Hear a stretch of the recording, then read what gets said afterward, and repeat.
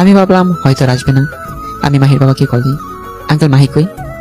ও তো ওর রুমে, সকালে যেতে বলছিলাম অফিসে, কিন্তু বলে ওর ভালো লাগছে না, ও যাবে না। আঙ্কেলকে বললাম সমস্যা নেই, এবার বসে আছি, কিন্তু কোনো কাজে মন বসছে না।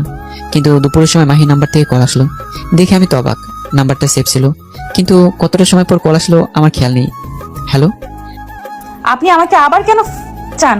মানে আমি তো আপনার এত বড় সমস্যার কারণ ছিলাম, বলা যায় আপনার জীবন এদিক থেকে ওই দিক করে দিয়েছি।